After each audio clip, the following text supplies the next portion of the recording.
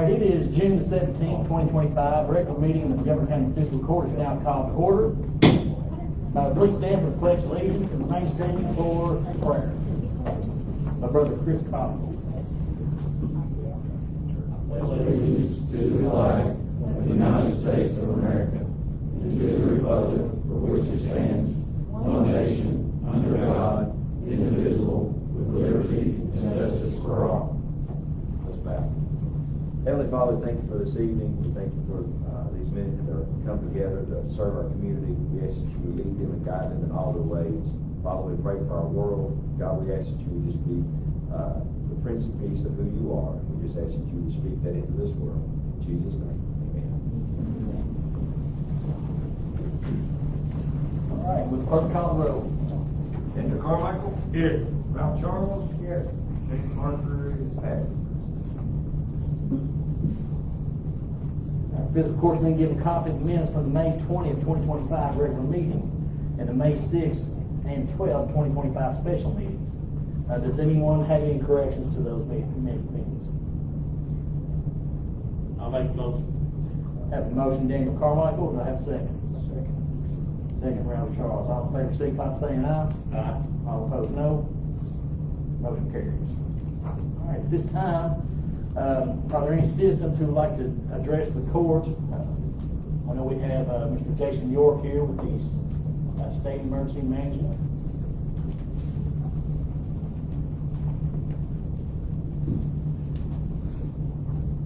Thank you.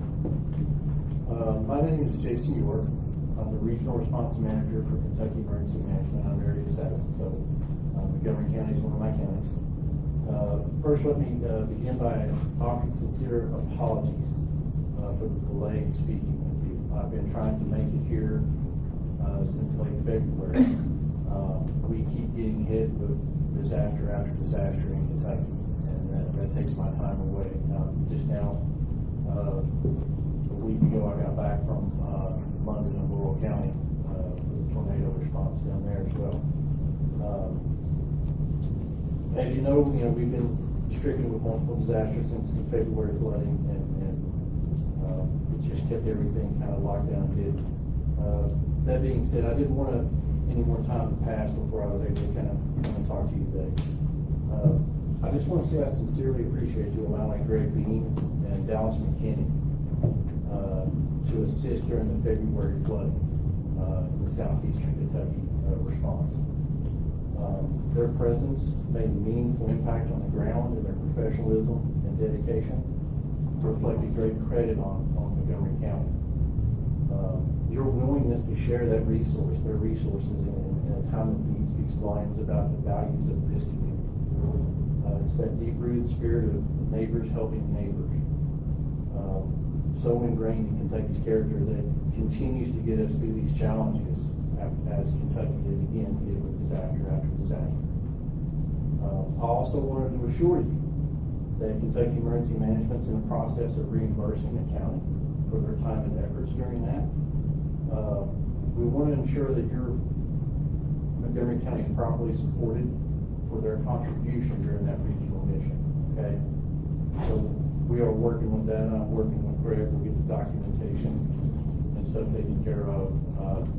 It's taken a little bit of a process because those folks who are working that, they keep getting hit with their other duties as stuff happens. So we're a little backed up on that. Again, I want to thank you for your patience on that, but we will get that taken care of.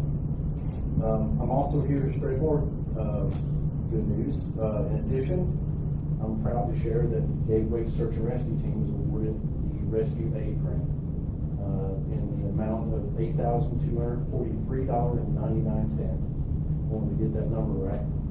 That funding is going to help further strengthen the team's capabilities to not only serve Montgomery County, but to serve this region as well.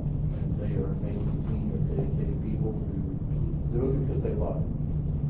The motto of Search and Rescue Teams in Kentucky is "So Others May Live," and they are a fine team and exemplary citizens of Montgomery County.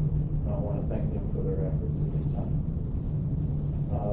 Again, I want to thank you for your leadership, your generosity, and your continued partnership in protecting the people of Kentucky. If you Yes, Yes, sir. Sure. So, one, we're very proud of Greg and Dallas, and we appreciate them being on the ground, being able to go to southeastern Kentucky during the time of need, and we appreciate you being here in the county. One of the things that has come up from several different citizens is the emergency sirens for storms. Yes, sir. Well, you and I have had several discussions about this, and we keep moving forward in a positive manner on that. With grants, you have to understand there's an ebb and flow with these grants. So sometimes the funding is available to help us reach that goal of getting these weather alert sirens, and sometimes it kind of goes away. We haven't been able to get it to come our way, but I assure you, the second it does, we are ready to pull the trigger on that. We're going to make that happen. In the meantime, you and I have discussed. I'm still working on the alternative, where there are some other communities who have some weather sirens that they're upgrading. They've got a little bit more money than we do, and they're upgrading. I'm in the midst of negotiations with a few of those communities about maybe passing some of that technology, some of those sirens to us at little to zero cost. And the only cost would be just to get them installed, and they're all in fine working order. They're just being upgraded. So we've got a two-pronged attack that we're trying to do with that. One way or the other, we're going to make it happen when we can.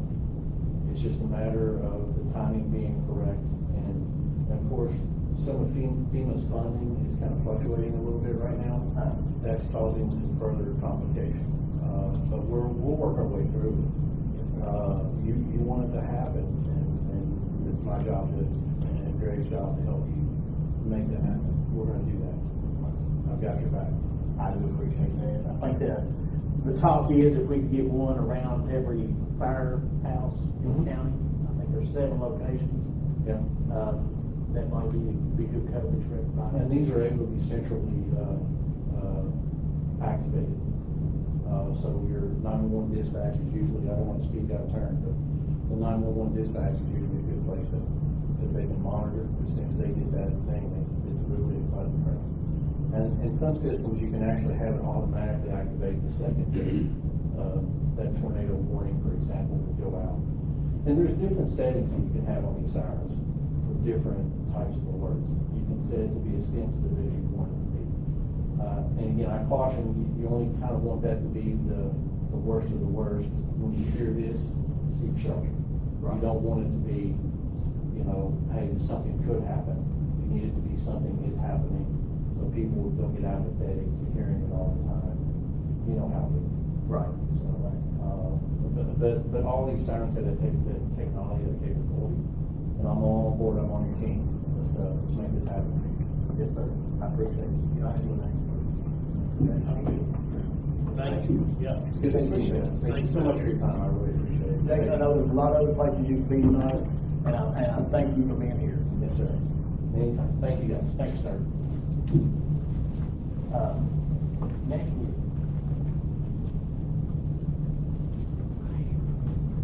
we have, let's see. Let's go on and we will talk to Mr. Jason Rainey. He's going to make a presentation. So Mr. Jason Rainey with the Industrial Authority. Good evening. Appreciate the opportunity to come before you all today and talk about an exciting project we've been working on within our Industrial Authority Economic Development Office, and that is the new Walters Industrial Park. This is something that we've been working on for several years, and this ties into one of the things we've consistently heard. How do we attract more job opportunities, a diversification of the job opportunities we have in the community, and continue to lean into growing the tax base? As all of you know, the Industrial Authority Economic Development, right? We're working very intentionally at business retention and expansion efforts, but we're also looking at how do we plant trees, how do we make efforts to grow the next 20, 30 years for the community. I'm pleased to say, and in the packet you all have there is a map that the folks here in the gallery can see, and that is a conceptual map of what this industrial park is going to look like. Just to kind of recap a timeline on where we've been on this, back in February of 2024, we were officially awarded through the Cabinet for Economic Development $2 million through the Kentucky Product Development Initiative program. That program allowed us to purchase that Walters land ultimately in May 2024, and we had that groundbreaking, as you all know, in June 2024, had those folks come out from Frankfurt. We've also been awarded the Opportunity Kentucky Grant Award of $100,000 that's going to go as part of our efforts on getting all the engineering and required government permitting and stuff done on this site. But I stand before you today because we've got exciting news, right? And sometimes exciting news comes fast, and that is that back after we acquired this land, I submitted another grant application where I said, okay, we've been able to purchase the land, but we understand for this land to be developable for industries, we got to have site preparation, we got to have water, sewer, roads, infrastructure. So we wrote another grant for $2 million. Basically, the scope of work is just that, right? To be able to get this site in a turnkey situation where a company could truly come and locate on it. Just a few weeks ago, as you all are aware, we were notified that we have been recommended for that $2 million through the Kentucky Product Development Initiative. And I really appreciate having Senator Elkins in the gallery with us today, right? Because this thing is possible because the legislative and executive branches work together, local city, county governments work together. And, you look across the state of Kentucky, right, there's a lot of communities that don't cohesively come together for the good of the community in the future. And I'm so proud to be a part of, we are doing that here, right here. So one of the big things as you look at this, right, on your form there, total grant funds for the new industrial park, $4.1 million.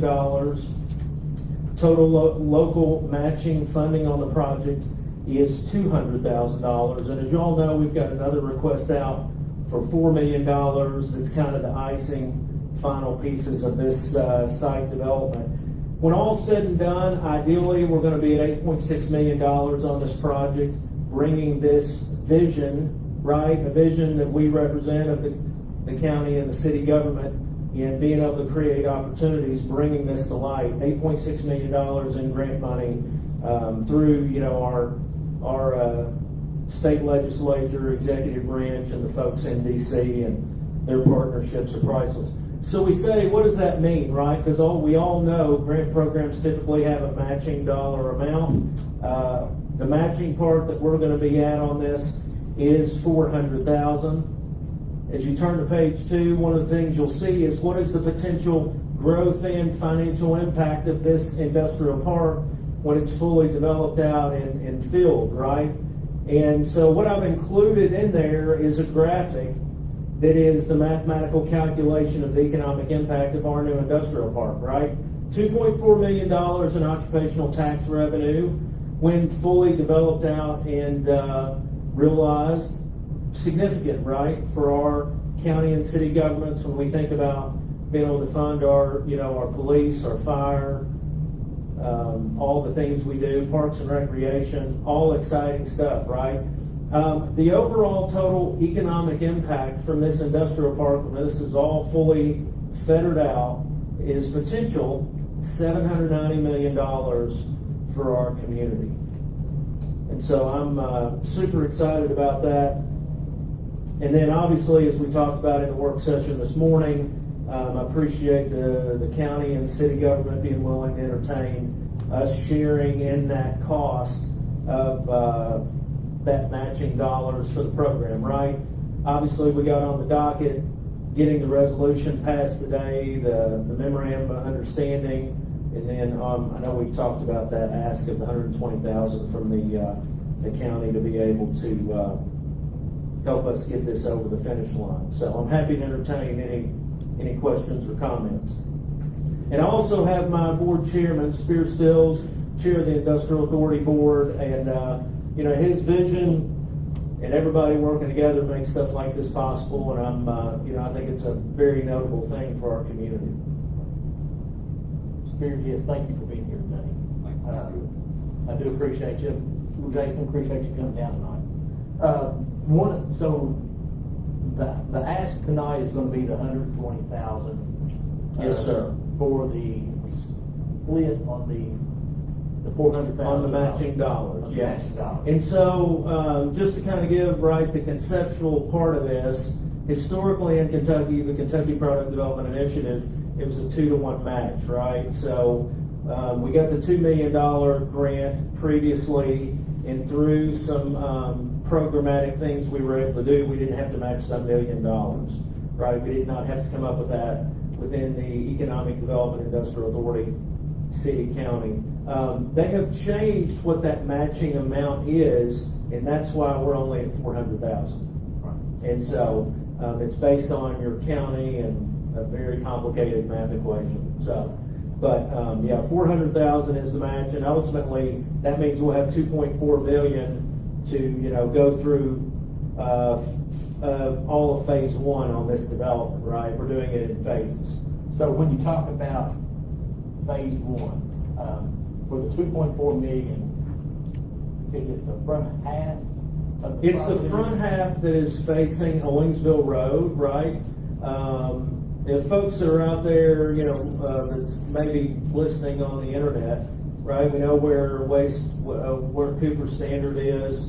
This property is just immediately north of that. And, historically it's been a farm. We really appreciate the Walters family working with us so we could acquire this into the public domain. And, the idea is going to be developing that front half. There is some other federal money that's out there that we're looking into potentially where you could start in the back, but that's a case-by-case basis and a lot of moving parts with that. So and we're talking about Water, sewer, site preparation, right? Like I mentioned this morning, we're getting ready to move into that engineering phase, probably the next 3 to 4 months. We just had all those bids come back. We're getting ready to get that committee together and kind of move out on that. But we've had really good partnerships on that I think's helped us be very competitive in getting these kind of grant funds from Franklin. Right. Yeah. And like I said this morning, I mean, I can see the value in this $120,000 to help with this project. I think that's one where we talk about impacting future generations, impacting Montgomery County. I think this is exactly what we're talking about with that. So, y'all have any other questions? You said it was recommended for the grant. Is that not a guarantee at this point? So the resolution that you all passed tonight, that's the final piece of the packet that I need. And if we can get everything situated, there's an attorney up there that will draft all the grant documents like they did back in 2024 for us. But the plan would be we get that resolution to them, and then that's the final piece for it to go for the vote at the KEDFA board meeting. And then that means we're official, yes. Mainly procedural and legal. Okay. Yeah. I'm good. You good? Yeah. All right. I appreciate it. All right. Are you going to the city council now? We can, we can make our way over there. Okay. Yeah. We'll get the rest of it here shortly. Okay. And I'll be over there as soon as we get done. All right. Thank you. Thank you. You good? Thank y'all for your cooperation, helping the community. Really appreciate it. Thanks, sir. All right. Thank you all. Thanks, sir. All right, next, let's move on to, let's talk about the Department of Transportation. We'll go down and talk, Senator Kim, thank you all for being here tonight. Appreciate you all. Again, Casey, Chris, It's one of those things where y'all could have been in a lot of other places, but you chose to be with us, and I appreciate that. So, let's just go down here and.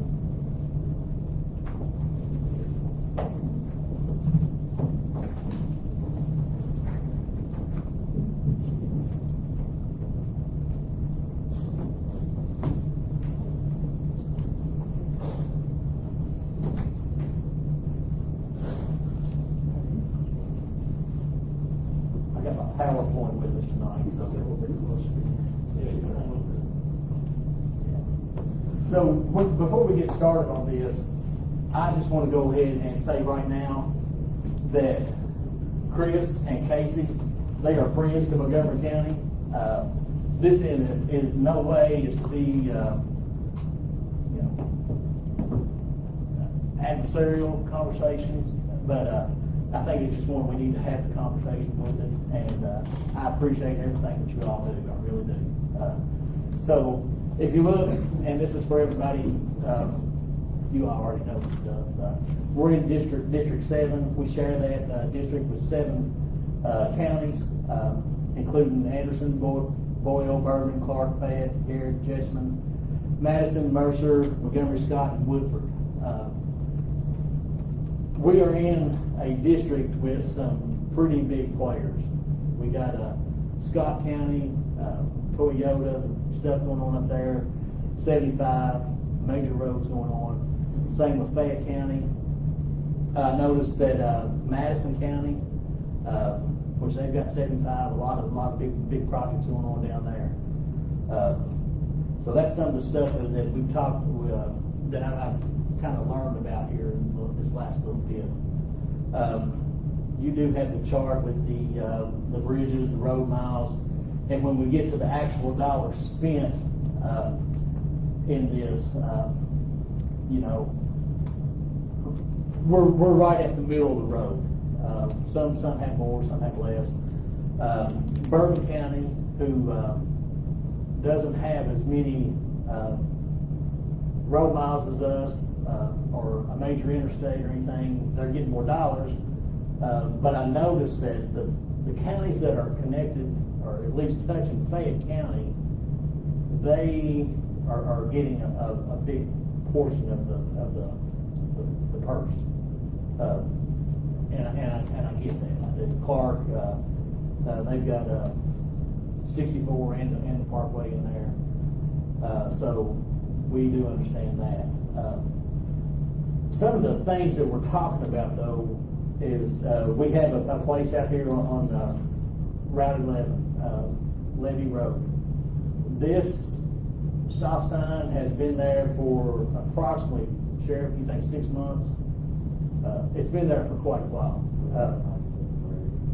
February? I think so. Yeah. I'm meeting with Clark Energy out there tomorrow to try to work out something so they can move those lines. So we can get in there and fix that. Okay, perfect. And if you look, I mean, it's fallen away, pretty bad, pretty significant there. This is another thing that, we do have, our landfill is out that direction, big trucks on that road. The road in itself is pretty dangerous, just in the fact that the curves but when it starts to break away as much as it has in certain spots, that causes another safety issue. Talking to the mayor, this is one of the first things you see when you get out on into our business district. So the business district, this is around McDonald's, Wendy's, right off of I-64 there. We have tall grass.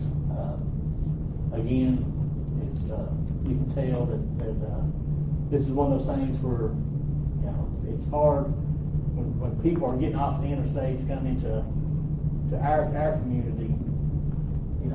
It doesn't look like we're proud of ourselves. So if we're not going to show community pride, why should they? So that's one of the things we get into that, and it's all along our bypass. I think they started mowing in the district. I think they were going to do 3 cycles, and it started May the 12th. This was taken June the 10th. And I did take a picture right here. I was just happened to be out one night, and there's a guy on his own riding lawnmower mowing the medians, which is not dangerous, I mean, not safe, at all, but it's one of those things where it was getting so bad in that area where people were starting to make turns. In a smaller car, it was getting pretty dangerous. So the mowing has been an issue with that, going all the way around the bypass. And the thing is, it's like, some parts of the medians mowed, some wasn't, so, I'm not sure what the rhyme or reason is with that, but I will say that, you know, we get out into Jeffersonville, out further into the county, and then it's not just out in Jeffersonville, our southern part. However, 599, you can see some of the cracking here on the roads. Seems pretty significant, and I don't know what the plans are. I do know that here in the last little bit, since we've had the conversation, started having the conversation, you all have been out. Here on 599, I don't know if you can tell, but you know, we're cracking away on the center, and this isn't even our worst road. Not on the center, but on the curve, in the curve, we got some problems. So I was just kind of just wanted to hit miss on this. Whitaker Lane, we come through here, I've got a little bit smaller there. But even at the end of Whitaker Lane, this is something I just noticed, and there's a lot of spots just the same. You know, we come here in the middle of the road, but at the very end, I mean, this is a sign, a stop sign that the reflection is totally off of it. So I mean, that's you know, that's obviously a safety hazard.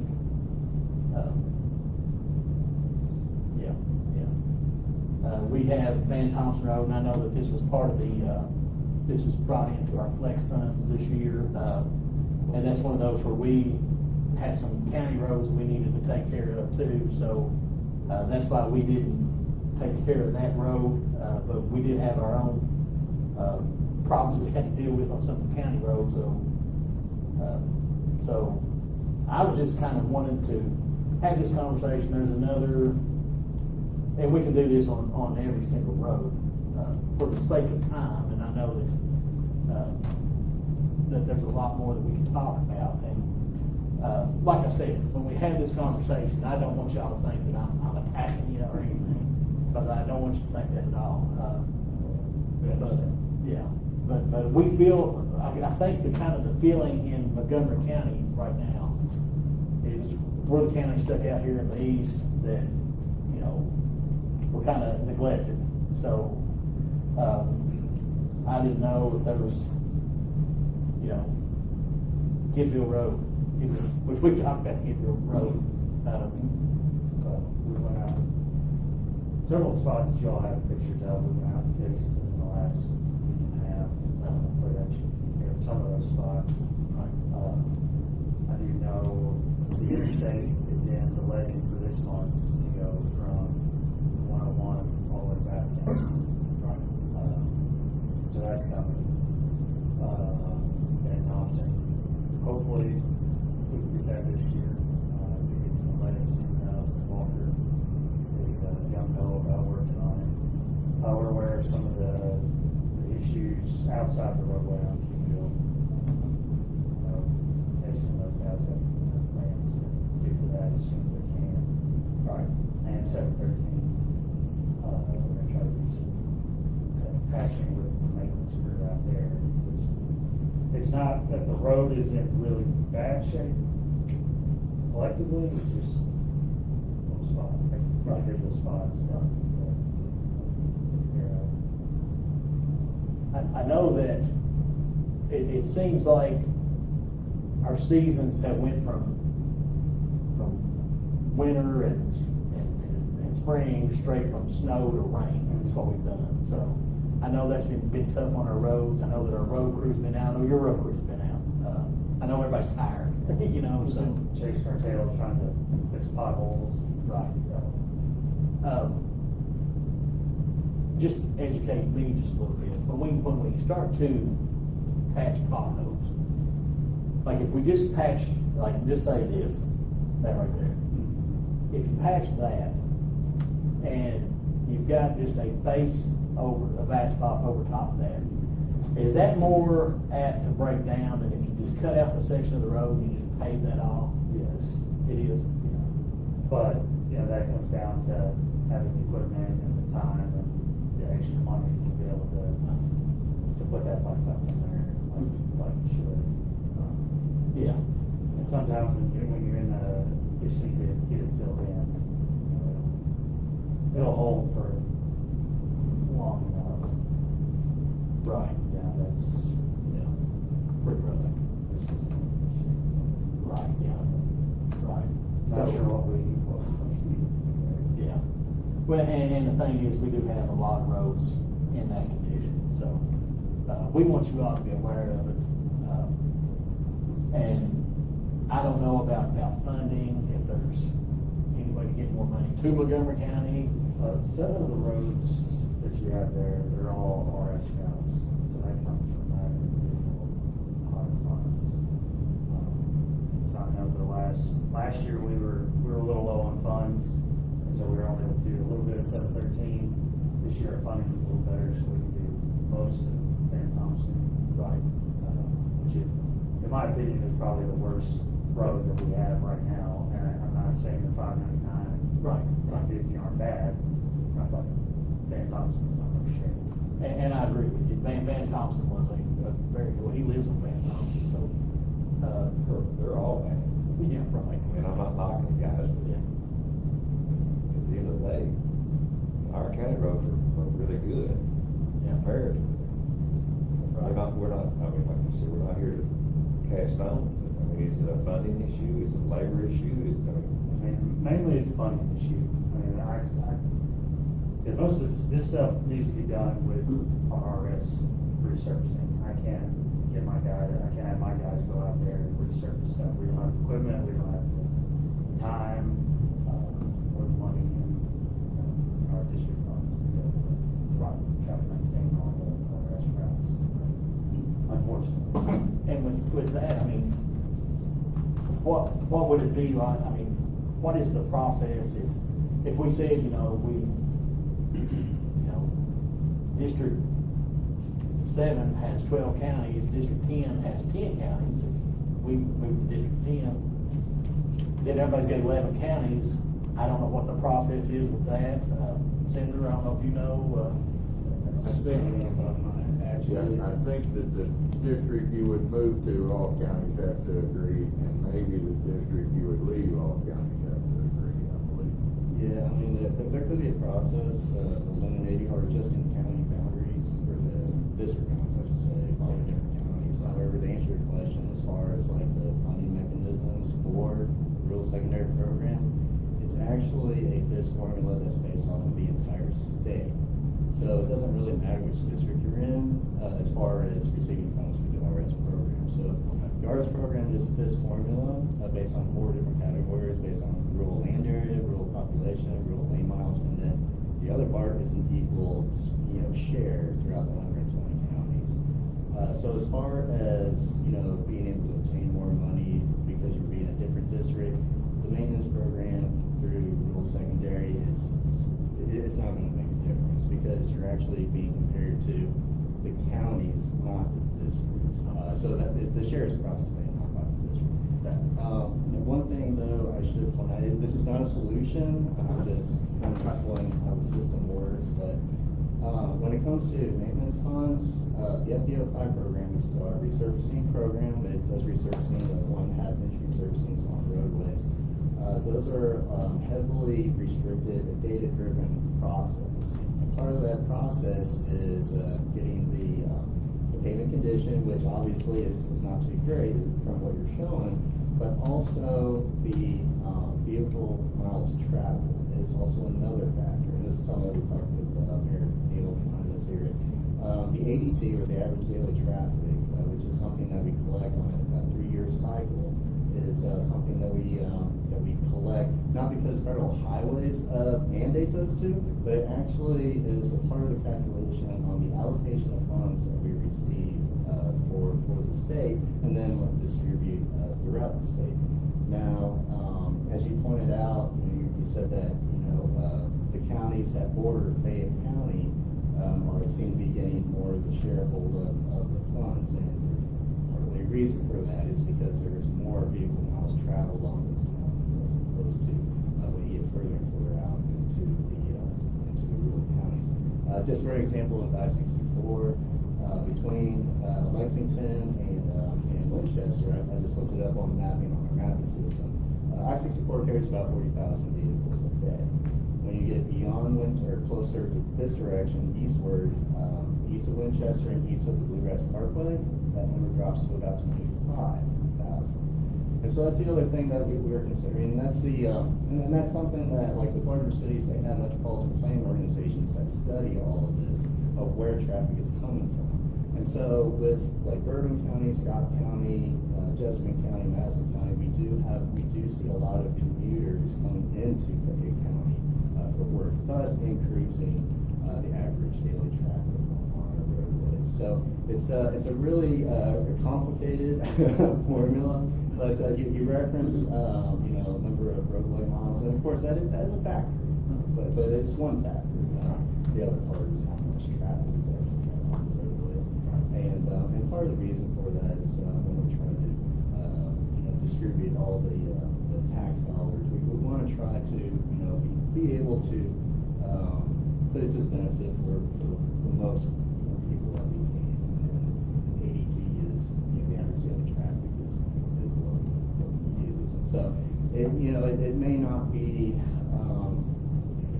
funding that has been an issue. We've known that for decades. It's all about trying to gather enough tax revenue to maintain our roadways as the inflation costs for roadway repairs are continuously increasing. But it could also be a policy type of decision where maybe we need to be focusing less on ADT and more on roadway condition. The rural secondary program was actually put in place because of that. And with the FEO 5 resurfacing program, since average daily vehicle miles traveled is a factor in that calculation, we found that a lot of our rural secondary roads have not gotten all that much attention, not much money to spend, because it just isn't that much vehicle travel on those roadways. Right. And so when they created the rural secondary program, they based it, as I said, with that FIS formula, based on land area, mileage, population, and equal share. Notice that ADT, the average daily traffic, is not actually part of that calculation. It's like that. Right, yeah. So, but yeah, I was just thought maybe I'd just explain how that system works. And I'm sure- It could be a policy thing, So when you said maybe you could start to go, or what kind of policy, or who do we need to talk to about, instead of doing the ADT, we do road conditions? That's probably something that I'll have to go through the division of maintenance. Unfortunately, I'm not exactly sure how they do that. That might be a starting point, as far as those decisions. We don't want to completely ignore, the amount of traffic on these roadways. A lot of that, it could be an indicator on wear and tear on roadways, particularly truck percentages. But yeah, maybe that might be something where we might need to adjust, focusing more on pavement quality, pavement management, as opposed to, traffic. If there's any way that me or the Corps can help to have this conversation or start this conversation. I could talk with Kelly Baker, or Chief District Engineer. He might actually have a better feel on who to talk to in the central office. Now, the rural secondary program, that is a KRS mandated program. So unless there was something that's changed with the KRS, that's really not going to. We won't be able to change ourselves as cabinet. There might be something with the FEO 5 money, but I'm not sure. We got to start that conversation. Mr. Williamson behind you, he's up. I'm surprised, number one, that I live on Hingston Pike in subdivision Sunset Ridge, about 3/4 mile down from Maysville Road. Number one, I'm surprised that it's not on the list, because our road is totally falling apart. If I'm not mistaken, and I can be corrected, about 2 years ago, 2024, 23, our media here indicated that there was money allocated for the widening of our section to the industrial park. And hopefully a straightening out. And that money, I know I've talked to Chris about it, that money has seemed to disappear. And it appears to me that once something is allocated, that should put it in stone. And then the other thing is, we're not only seeing residential traffic now, we're seeing industrial traffic from the industrial park. People are taking the shortcut to the interstate, even from the east side of the bypass. People that live over in that section are coming, rather than going through town, are coming over the Hingston Pike. In addition to the industrial stuff that we're seeing now. We just had one culvert go bad out there, and I'm not sure who came and repaired it. They did a fairly good job, but still it's like a bump. And another thing that I want to get on the record is that coming to the top of the hill, if you're familiar with coming off of Hingston Pike to Maple Road, it's like suicide sitting there. Because the traffic coming east and west on Maple Road is just flying through there. And so when you make a decision that you're going to pull out into traffic, whether it's left or right, you don't want to hesitate, because you're going to run into a car. You've got the hill coming up on that one side. You got the hill on one side of it. And so there should be a traffic light there, in my opinion. It's just strictly my opinion. And I've been really disappointed in the fact that it seemed to me, from reading the media and hearing the media, that we had money allocated for that widening. And I'm not sure what a widening is, whether that is just coming in and putting a foot here and going on about your business, or whether it's an actual resurfacing the road and making it wide. Yeah, so that's a capital improvement type project. That's a project that Hingston Pike is part of the fund in the highway. Funding has been allocated for that project. It actually hasn't disappeared. I'm not sure where you got that from. But where I got it from is it was 2 years ago I was told that they were going to start doing utilities, and nothing's happened. So, to be perfectly, I'm not trying to get anybody riled here, but part of it is, you allocate funds to a particular project, but the second step is to have those authorized, and that's something that we've requested to get the utility funds authorized on that project. This hasn't quite happened yet, because when we do a phased approach to doing a project, there are certain things that you got to take care of. So, like, you can't start construction until all the right of ways. That sounds pretty obvious. Yeah. So it does have an authorization process you have to, but to actually tell you the truth, we are in the right of way phase on that project. We have more than half of the parcels cleared. There's only 13 parcels on that project. We have about half of them cleared. But we are looking at having that let's construction before the next highway plan actually comes out, which would be April next year. So you'll be seeing something pretty soon. It has been a really long time, getting that project through development. But in all seriousness, it's all having to do with funding and when it is programmed within the highway fund, because they have different fiscal years where these pots of money for right of way and construction go. And so, if it's outside of the budget, we don't have access to that money to authorize. So it does have to do with that. Well, one of the things that concern me is I travel Van Thompson, and the traffic on Van Thompson is not near what traffic we see every day. When people are going to work between 7 and 8 in the morning, it's constant flow, and it's the same thing at 4 to 5 in the afternoon. And so, you've helped me, I appreciate it. Yeah, but it's still there. It's still there. Don't worry about the disappearing. Oh, yeah. Yeah. We hope so. Yeah. Joe, I couldn't hear because you were looking away. Oh, yeah. The money hasn't disappeared, is that correct? Last I looked at the road plan, it was still in there. Okay. It's still Perfect. there. Yeah, and it's actually it is within the budget, it is within the biennium, so once we have all the right of way cleared. If I remember correctly, I think it was federal funds or maybe SPP funds. No, it's not. It's federal funds, so it should be money that we're spending or going to spend. Correct. You'll find, and I've learned this the hard way in the road plan, just because it's in the plan doesn't mean it's going to happen. That's enough, yeah. And that was a tough lesson for me, but Hingston Pike, that stretch is going to happen. Thank you all. Appreciate it. Hey, thank you. Appreciate it. Anybody got anything for Case or Chris? Sheriff, you good? Sheriff, Jason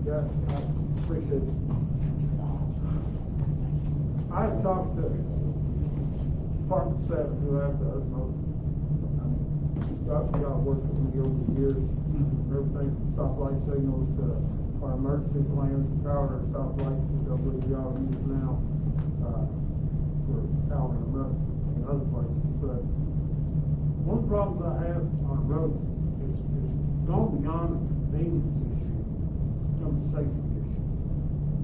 And we didn't get all the pictures, because we took 184 pictures before the device died, and we couldn't take any more pictures.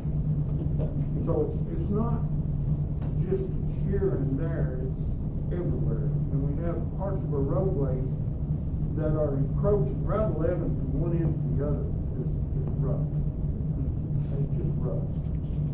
But there's places where you go into curves and you'll have an 8 to 9 inch drop off encroached into the road where the blacktop is completely gone. I know this harsh winter really affected us, but like I said, it's not a convenience, it's a safety factor on a lot of these roads. And like I dealt with Kidwell Road, and I tried to get the speed limit lowered on Kidwell Road because it's too high. And the response I got from the state is it's a 2-lane road. And if we bring up the pictures, I'd like to know where the other lane is at. Definitely not. Because somebody's taking it, and I need to do a case report.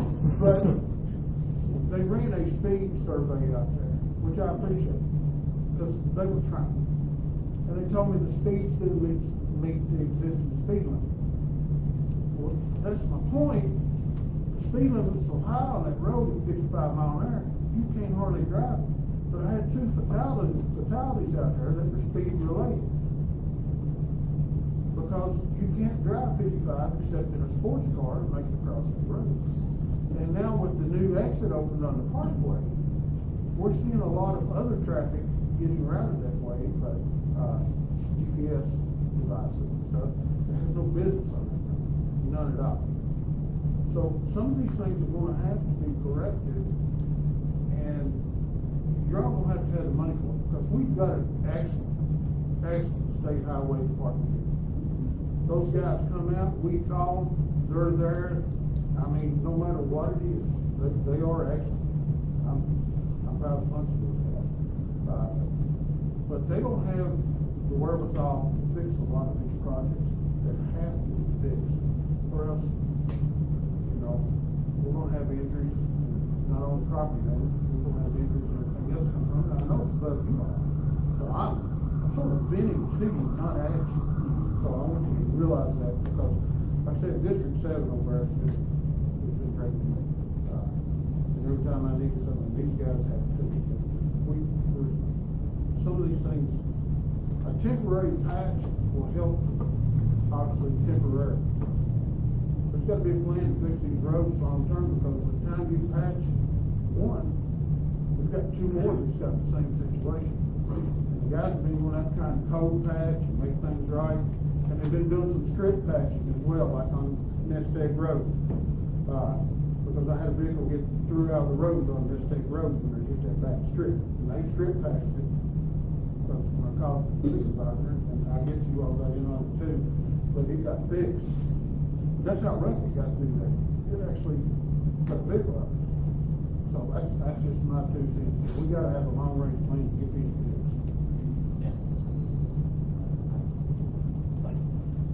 Mayor? I thought, Okay. All right.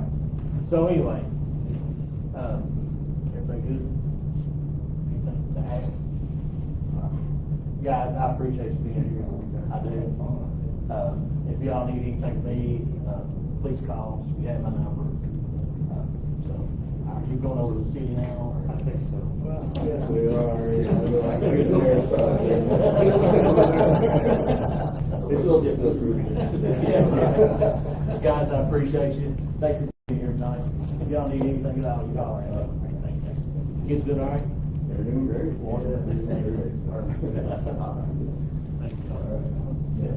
Thank you. Yes, sir. We'll start the conversation. You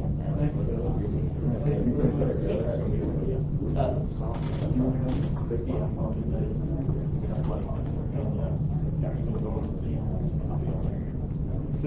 here, I'll be over there too. All right, very good. Thank you.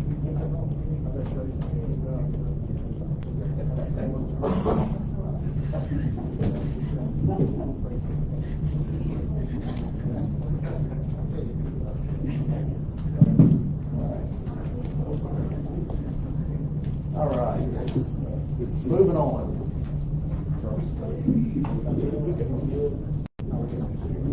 All right, let's move on to new business.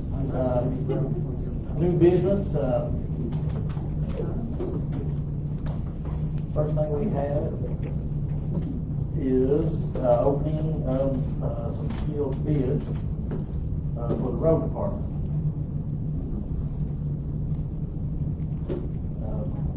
So on the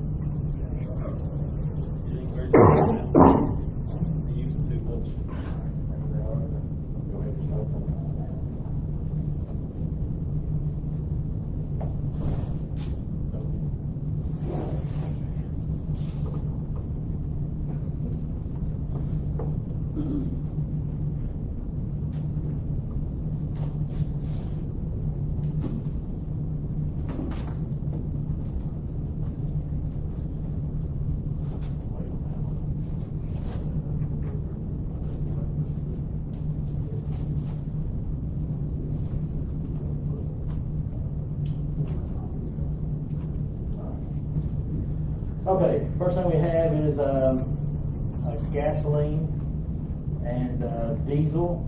We do not have any.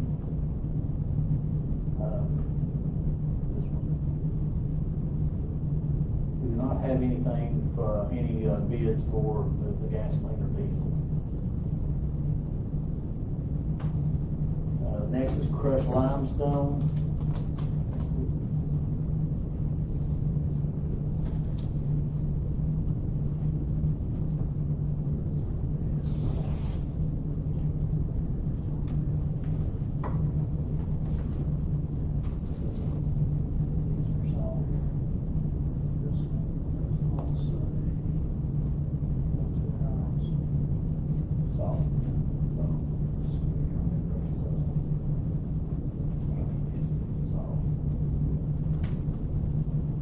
Crushed limestone. We have this one from the Walker Company. This was received June the 17th at 10:40.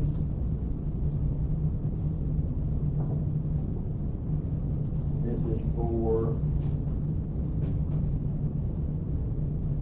crushed limestone.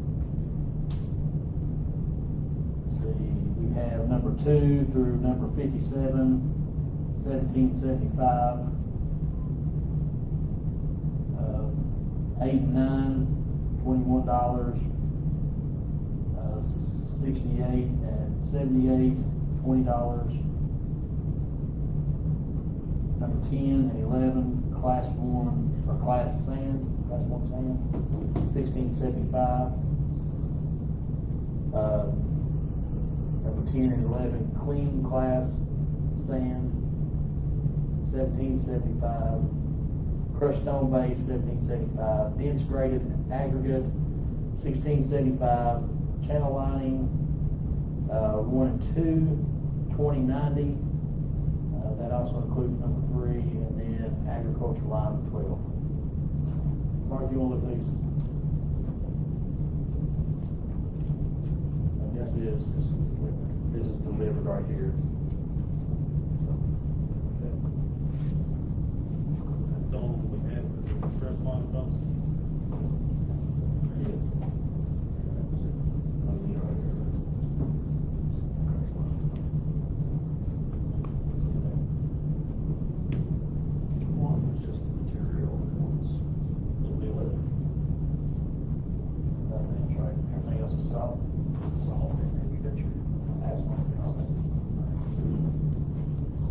Walker's the only one with the crushed limestone.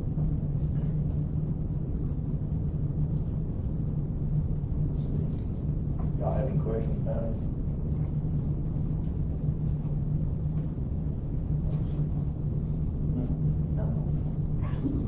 have a motion to accept that bid? I'll make the motion. Have a motion, Daniel Carmichael. Second, Ralph Charles. All in favor, signify by saying aye. Aye. All opposed, no. All right, that motion carries. Walker.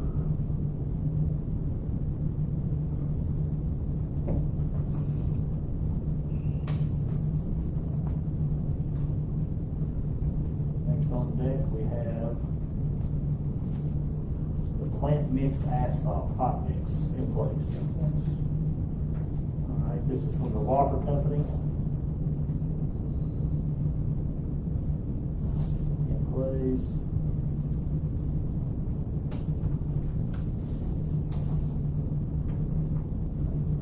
And that is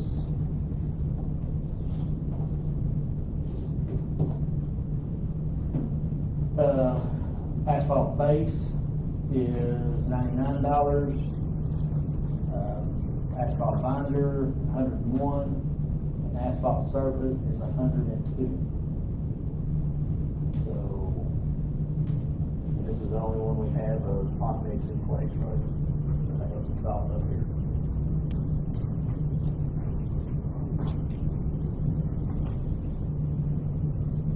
All right, do I have a motion to accept the asphalt hot mix from Walker?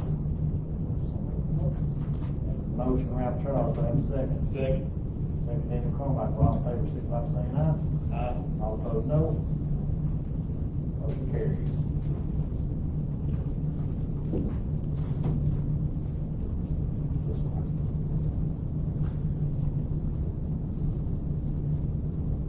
Again, that one was received on June the 17th at 10:40 a.m.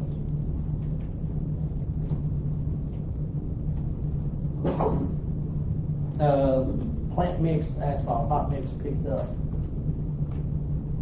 We have one from the Walker Company, June the 17th, 10:40 a.m.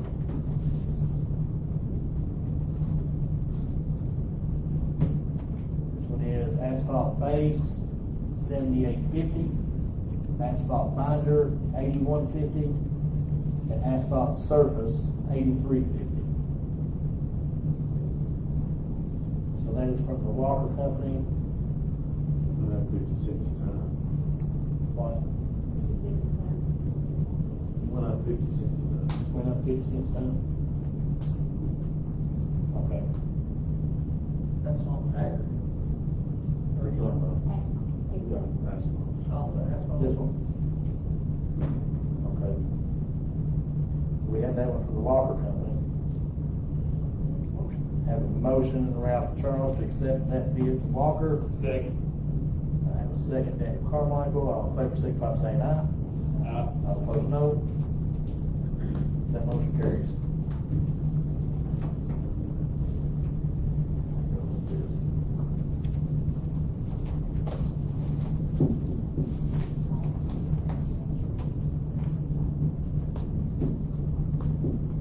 Next, we have bulk salt. Bulk road salt. This is from Morton Salt Company.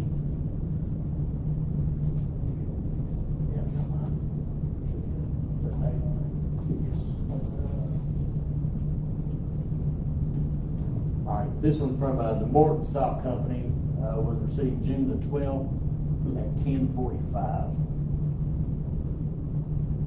We'll do Morton's first.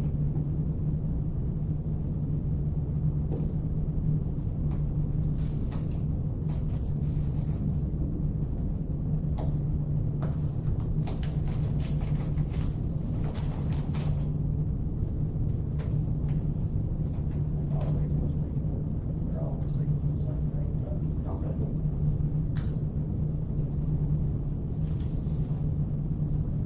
The first one from Morton is 25-ton minimum dump truck delivery, $108.37 per ton. 38.37, 108. Yes, 108.37 per ton. This is alternate. Yes, dump truck. Yeah, because they're dump truck, yeah, dump truck. They all may have just came through at the same time. Okay. FedEx, because they all had, they all had the same.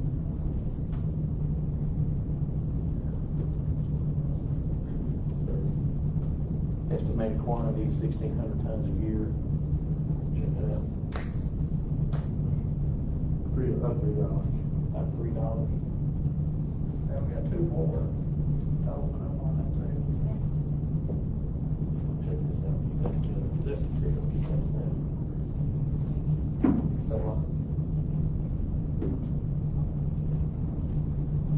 This one is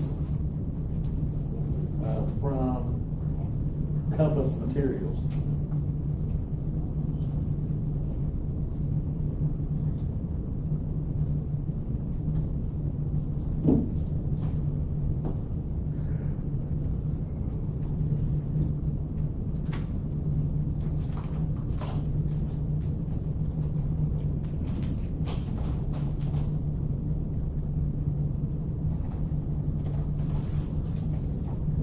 Compass Materials.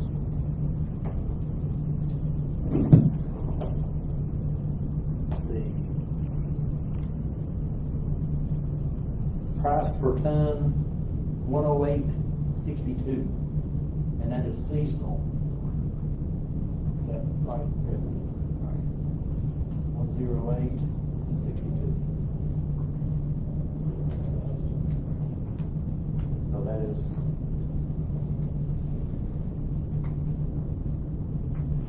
Again, 1,600 tons a year.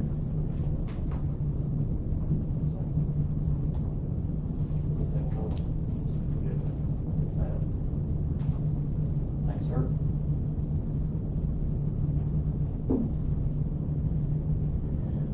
June the 12th, 10:45, Cargill.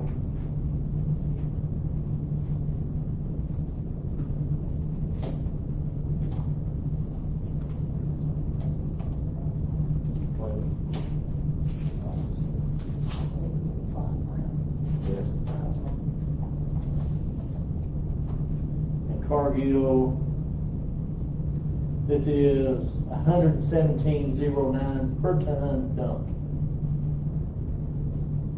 17.09 per ton.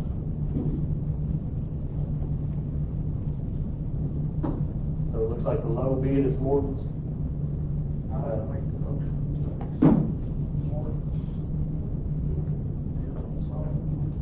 I'll second. We have a motion by Ralph Charles, we have a second, Daniel Carmichael. All in favor, signify by saying aye. Aye. All opposed, no. That motion carries. We'll just.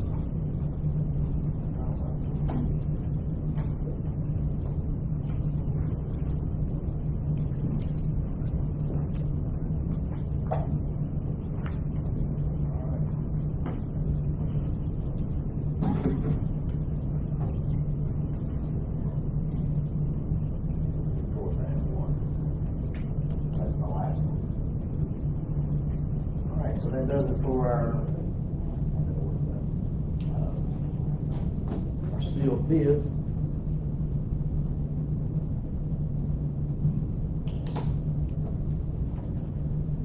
Next, of course, been given copies of Montgomery County Regional Jail Adult Detention Agreement dated July the 1st, 2025, through June the 30th, 2026 for Menifee, Fleming, Lewis, Bath, and Round counties. Do I have a motion to accept these agreements? I'll make the motion. Have a motion, Daniel Carmichael. Do I have a second? Ralph Charles. All in favor, signify by saying aye. Aye. All opposed, no. That motion carries. The court has been given a copy of the budget cost of living increase for county employees, fiscal court and staff, road, jail, as well as county commissioners, coroner, and the county attorney. Do I have a motion to approve the cost of living increase for the 2025-2026 fiscal year for county employees? I'll make the motion. Motion, Daniel Carmichael. Do I have a second? Ralph Charles. All in favor, signify by saying aye. Aye. All opposed, no. That motion carries.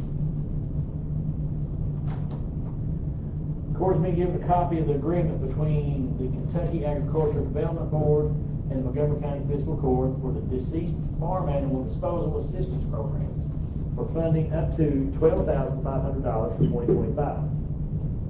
Do I have a motion to approve this legal agreement outlining provisions for the implementation of Deceased Farm Animals Disposal Assistance Program? Motion Ralph Charles, do I have a second? Second. Daniel Carmichael. All in favor, signify by saying aye. Aye. All opposed, no.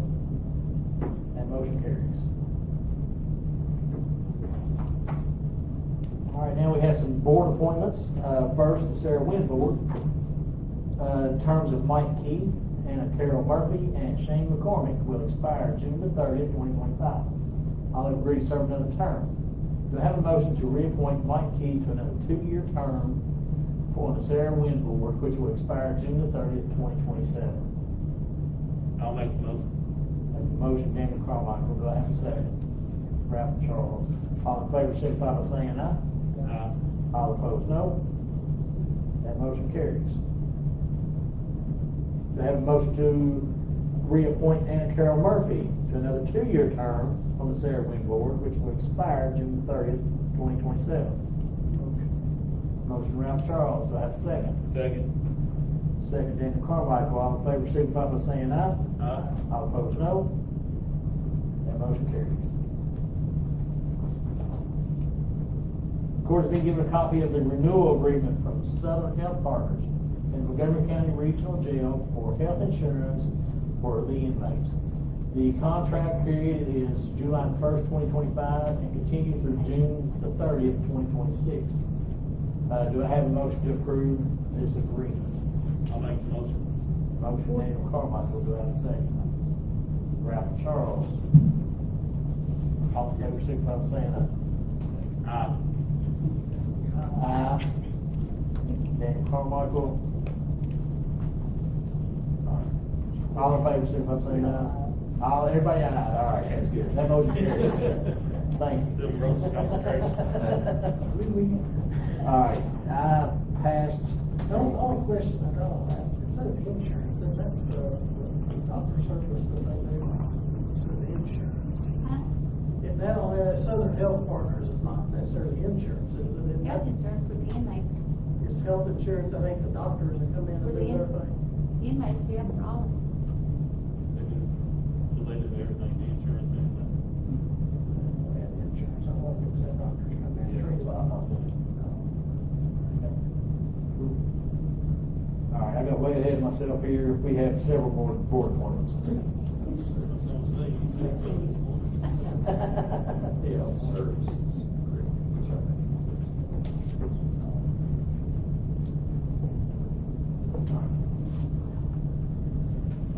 Do I have a motion to reappoint Shane McCormick to another 2-year term on the Sarah Wynn Board, which will expire June 30th, 2027?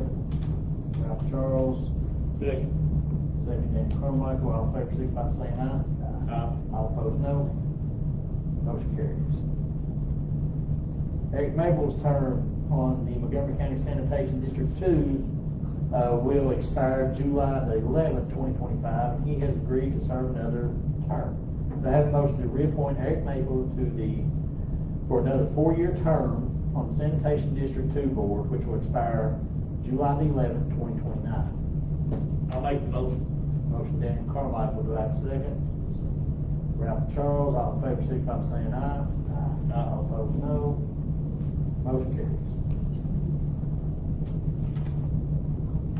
All right. And Kathy Montgomery has resigned from the Mount Sterling Montgomery County Tourism Board, and Bob Powell has agreed to serve to serve the remainder of her term, which will expire June the 1st, 2027. Do I have a motion to appoint Bob Powell to serve the remainder of Kathy Montgomery's term on the Tourism Board? Motion, Ralph Charles. Do I have a second? Daniel Carmichael. All in favor, signify by saying aye. Aye. All opposed, no. That motion carries.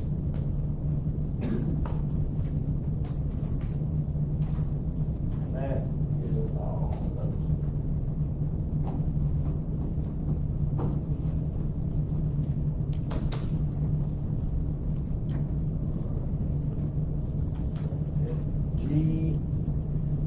has been given a copy of the National Opioid Settlement Distribution Settlement Allocation Notice. Payment year 5, Kentucky, we are on track to receive $50,641.75 for payment year 5. Do I have a motion to accept the current opioid settlement as presented? Motion, Ralph Charles. Second. Second, Daniel Carmichael. All in favor, signify by saying aye. Aye. All opposed, no. That motion carries.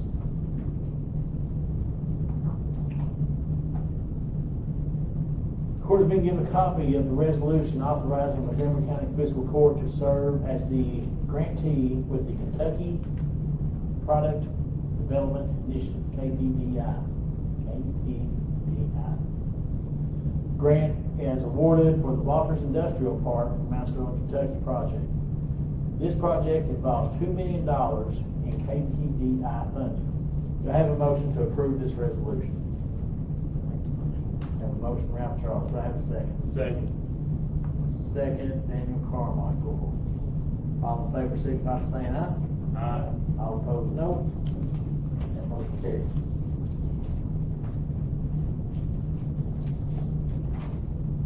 The court's been given a copy of a lease agreement with the Montgomery County Attorney for space at the annex consisting of 1,250 square feet for the sum of $1,100 per month. The term of this lease is for 1 year, July the 1st, 2025 through June 30th, 2026. This is for the child support office. Do I have a motion to approve this lease agreement? I'll make the motion. Motion, Daniel Carmichael. Do I have a second? Second, Ralph Charles. All in favor, signify by saying aye. Aye. All opposed, no. Motion carries.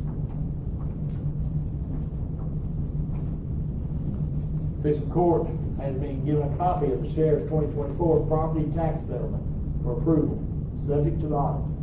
Do I have a motion to approve the Sheriff's 2024 property tax settlement as presented, subject to audit? Have a motion, Ralph Charles. Do I have a second? Second, Carmichael. All in favor, signify by saying aye. Aye. All opposed, no. That motion carries. And the second part of the KPDI resolution, we do have a memorandum of understanding. The court's been given a copy of the MOU, memorandum of understanding, with the Mount Sterling, Montgomery County Industrial Development Authority and Montgomery County Fiscal Court. This MOU is in relationship to the $2 million from KPDI grant that will be approved in June by the Kentucky Economic Development Finance Authority Board and is run through the Fiscal Court. Do I have a motion to approve this memorandum of understanding with the Mount Sterling Montgomery County Industrial Development Authority? I'll make the motion. That motion, Daniel Carmichael. Do I have a second? No, second, Ralph Charles. All in favor, signify by saying aye. Aye. All opposed, no. That motion carries. All right, moving on. Business.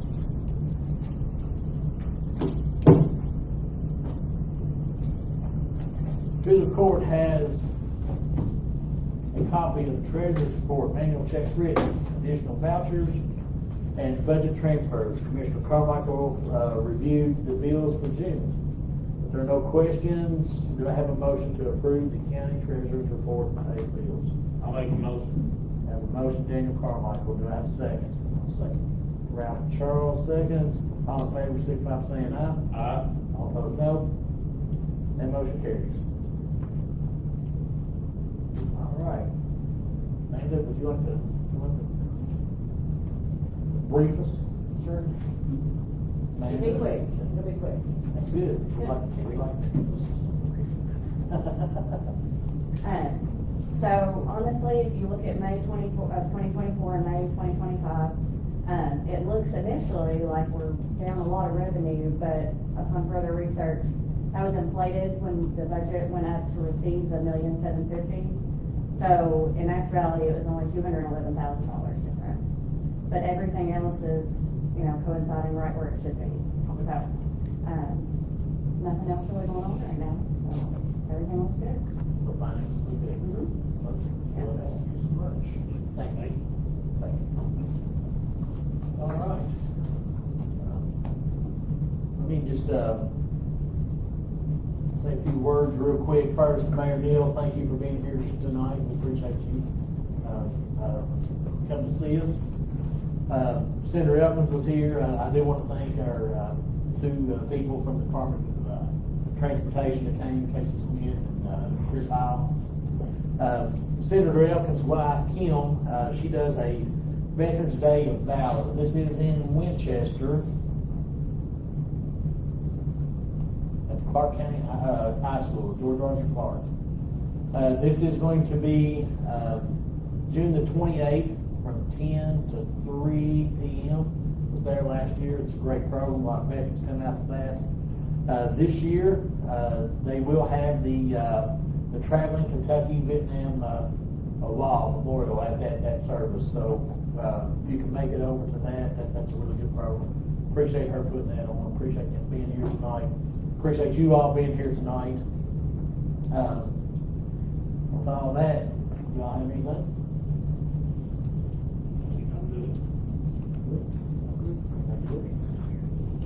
All right. Do I have a motion to adopt? Yes. Come on up. We got Adam Grubb here.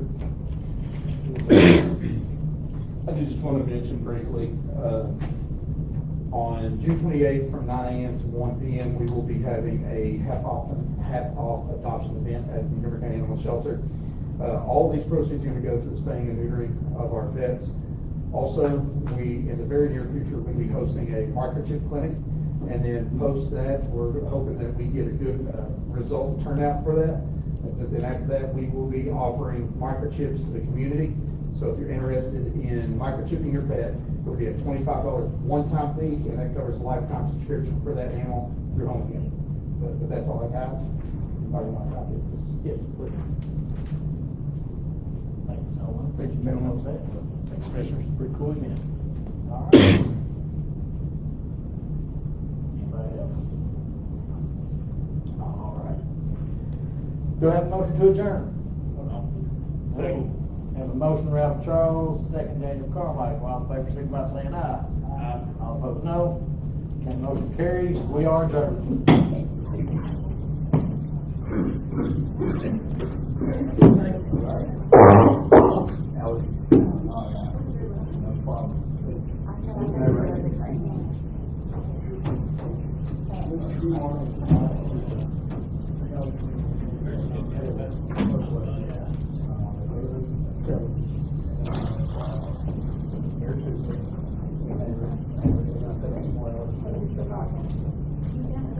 had it.